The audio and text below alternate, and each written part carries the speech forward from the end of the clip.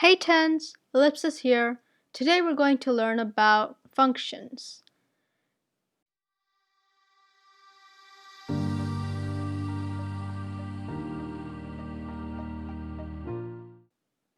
In previous videos, we worked with equations and even saw what equations looked like on the coordinate plane in one of those videos. Now, we're going to define what we saw on the coordinate plane, and some things that we're going to learn today are how to determine which graphs are functions, how to evaluate a function when an input is given, and how to find the domain and range. Some terms to know. An input is a value that you put into a function. And this is synonymous with independent variable or x value. An output is the value that you get when an input has been evaluated by a function. And output is synonymous with dependent variable and y value, which you've heard of. A relation is a pairing of inputs and outputs. Again, it can also be a pairing of x values and y values, or a pairing of independent variables and dependent variables. They are all synonymous with each other. A function is a rule in which each input has one output, but one output can have multiple inputs in a function. The domain is the set of all valid inputs or x values or independent variables in a function. And the range is the set of all valid outputs, y values, or dependent variables in a function. And the vertical line test is a tool that's used to figure out whether a graph is a function or not. So let's define these terms. So what is an example of an input, independent variable, or x value? Let's say we have this table thing. So let's fill this out. Let's take some inputs. Let's put 1, 2, 3, 4, and 5 for our inputs. And for our outputs, let's put 2, 4, 6, 8, 10. Now, looking at these inputs and outputs, and let me just label that up here. These are our inputs, and these are our outputs.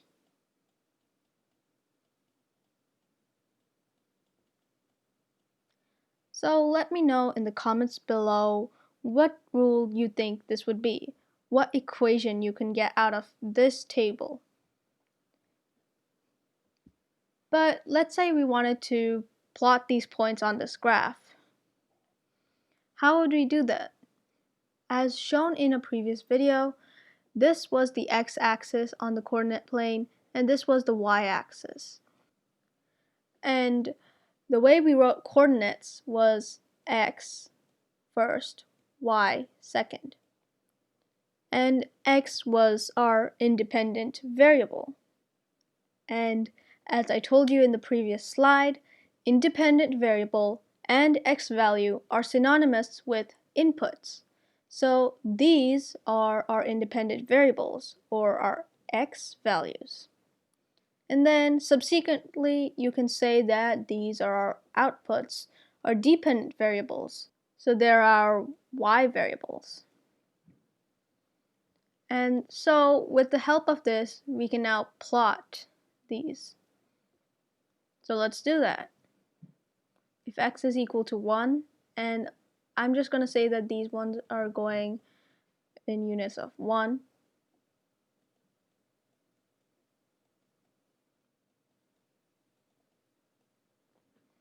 So when x is equal to 1, y is equal to 2. And that's what we'd said. And when x is equal to 2, y is equal to 4. And so on and so forth. It's just going to keep on going like that. So 3 would be here, and 4 there, so on. So this becomes a line. And now I'm going to give you the answer to that question. This line is symbolized as 2x. Okay, but what do I mean by relation? Well, as you can see, these inputs and outputs have been paired with each other. So all of these are relations. And a function, as I told you in the previous slide, is a graph or a table, as shown here, where every input has exactly one output. And again, one output can have multiple inputs. So let's see, does every input have exactly one output? Well, 1 is to 2, 2 is to 4, 3 is to 6, 4 is to 8, and 5 is to 10. So yes, this is a function. And if we had a graph, how would we find out that this was a function? Well, we would use the vertical line test. And the vertical line test is you basically draw lines, vertical lines on the graph and see if there's only one point on that line. If there's multiple points on that line, like let's say like this, then here 2, -2 would be added.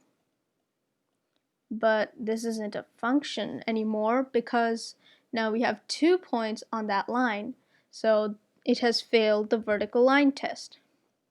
And you can also see it here. Here 2 is to 4, but here that same input 2 has a different output, -2, which makes it not a function anymore. So that's what this is.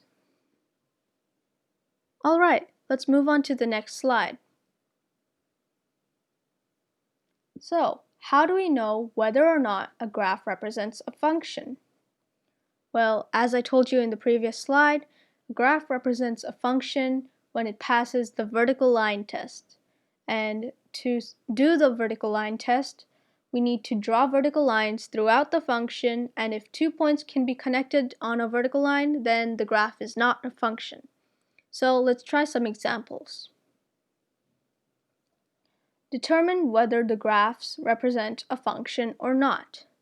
So here we need to administer the vertical line test to each of these graphs to see if they represent a function or not. And this is called a discrete function because they are not connected, while this is called a continuous function because this is one continuous line or scribble or whatever you want to call it. So let's do this first one, this discrete function. Let's draw a vertical line throughout the function. So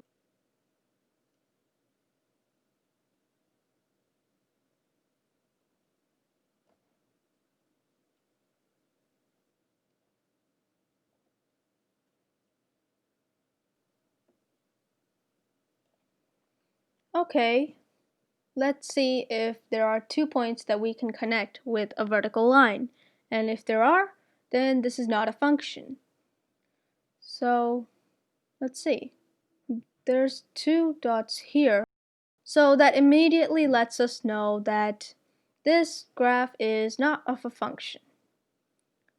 Alright, let's try this one. And before I show you how we do this, I encourage you to pause this video and administer the vertical line test on your own and see if this is a function or not. Let me know in the comments below what you got. Alright, I'm thinking that you've tried this out. So let's do the vertical line test again.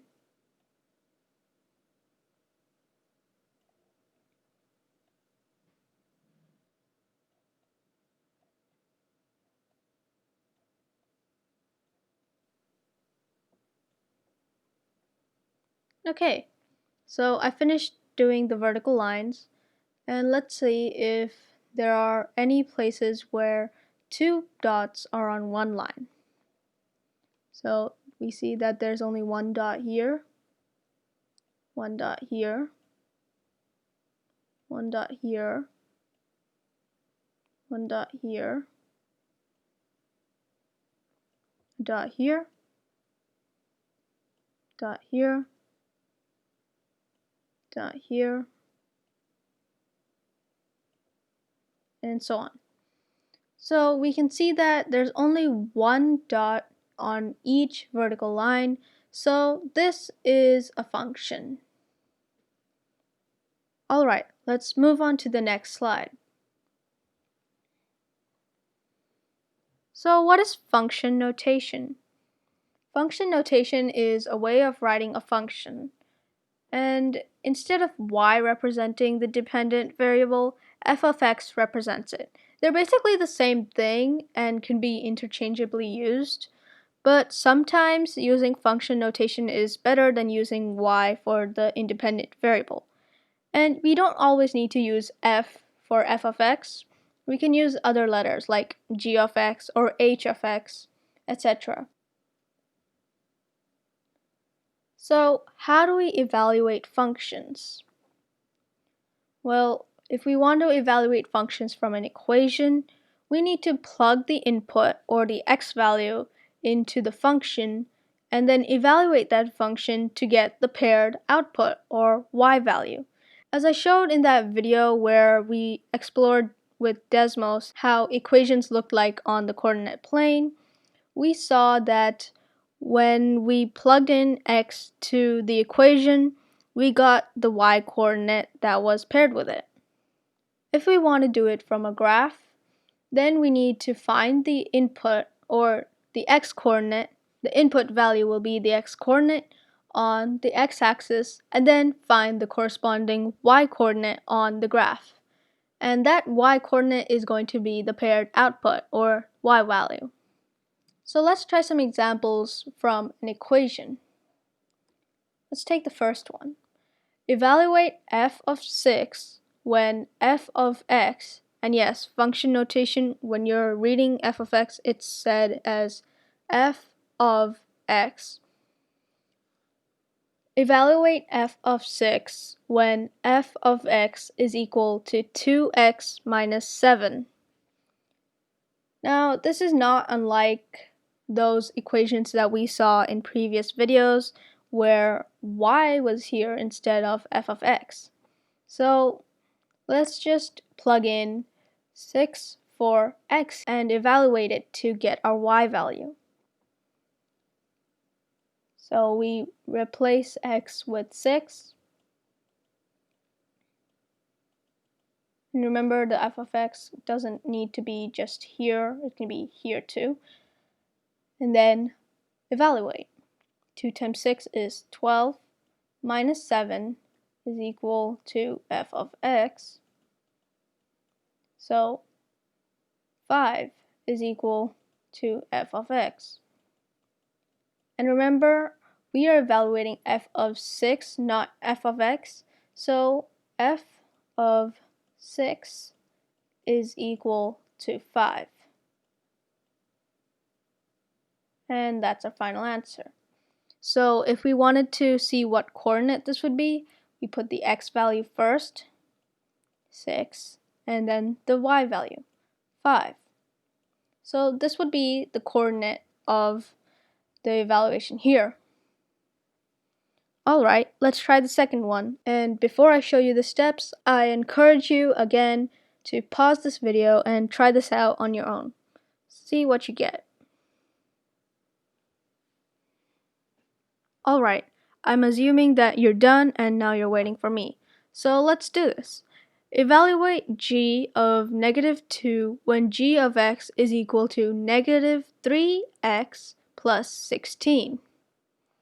So let's do the same thing we did here.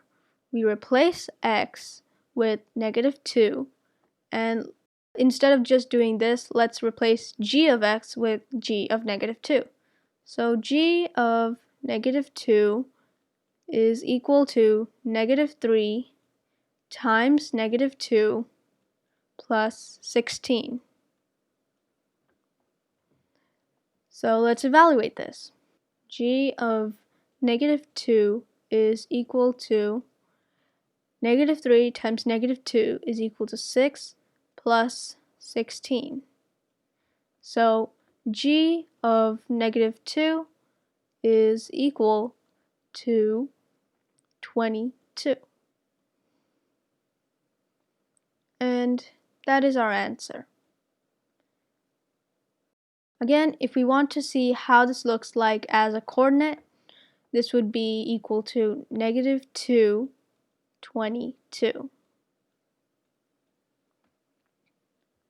Alright, let's move on to how to evaluate functions from a graph.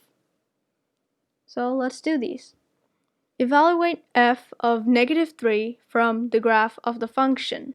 And since it's telling us it's a function, we don't need to see if this is a function or not by doing the vertical line tests. But you can do it in your head and just see if this really is a function. Sorry about that. Okay, so let's evaluate f of -3 from the graph of the function. What we want to do is we want to find the x-coordinate. And just so you know, this is all going by 1. So this would be -3. X is -3 is over here. And what do we see as the y-coordinate? This is -3, 0. And again, I told you that the y-coordinate is going to be our paired y value. So f of -3 in this function is equal to 0. Alright, I encourage you to pause this video and try the second one out on your own. Okay, I'm thinking that you're done, so let's evaluate f of 2 from the graph of this function. And again, this is a continuous function, so let's find x is equal to 2. So this is 0, 0, 1, 0, 2, 0. So this is x is equal to 2. And so we go down until we find our y-coordinate on the graph. So this is our y-coordinate, and that's this coordinate point. So f of 2 is equal to -1. Alright, let's move on to the next slide. How do we find the domain and range of a function? If we want to find the domain of a function, and we can only do this by seeing the graph, all the x values that are included in this function are in the domain. And you'll see what this means in the next slide when we try some examples. And same with the range. All the y values that are included in the function are in the range. So let's try the examples. Find the domain and range of the function represented by the graph. Okay, so we have a continuous one over here and a discrete one over here. And these two are functions. So let's find the domain and range. Well, since this one is a continuous one, then we have to find the minimum and maximum values for our domain and our range. So the minimum value for our domain is -1, -2, -3, since x is -3, and this ends here. So our domain, and I'll just symbolize that using a D, we use something called interval notation to symbolize our domain when we see a continuous function like this. And you'll learn more about interval notation in higher maths like Algebra 2. So in interval notation, when the value is included in the set of the domain or whatever set it is, then we use a square bracket. If it's not, then we use parentheses.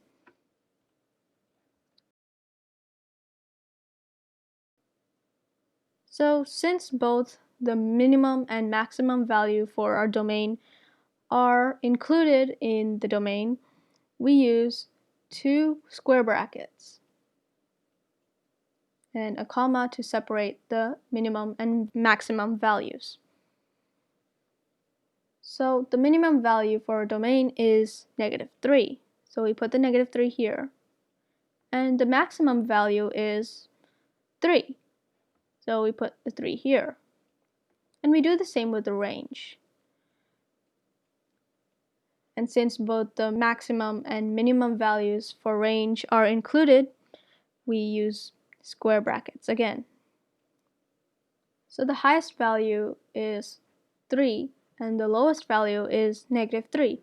And again, we put this from least to most, so -3 goes first.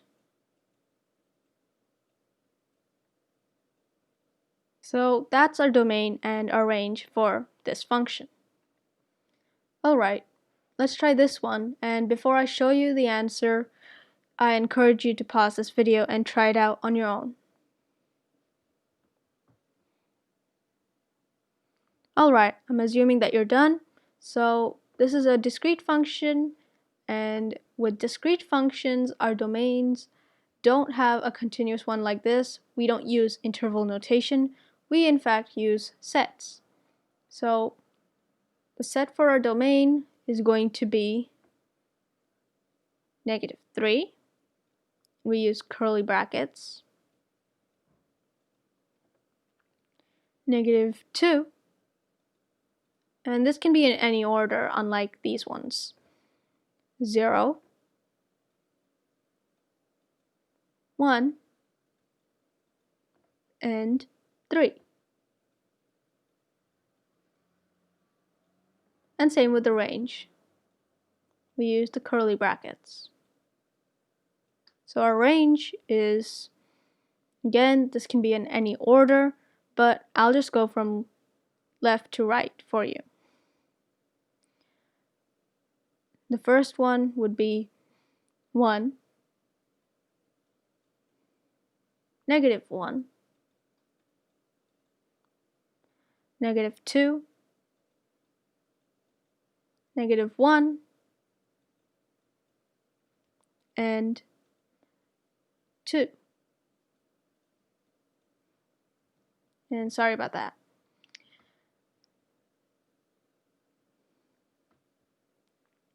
So why are there two -1s? This can be the same as 1, -1, -2, and 2. We don't need the extra -1 because it's already been mentioned in the set. And that's supposed to be a curly bracket, sorry. So this is our domain for our discrete function. Thanks for watching. If you liked this video or this helped you, click that like button. If this didn't help you, click that dislike button. I greatly appreciate feedback. If you want more updates on new videos, click that subscribe button and turn on notifications. If you have any questions related to this topic, please put those in the comments below. And remember, the comments section is the equivalent of a class discussion, so if you have any answers to any of the questions, you can answer them. If you have any suggestions as to how I can improve my future videos, or even on what I should do next, please put those in the comments below as well. If I like your suggestion, I'll be sure to include that in the next video and give you a shout out. See you in the next one.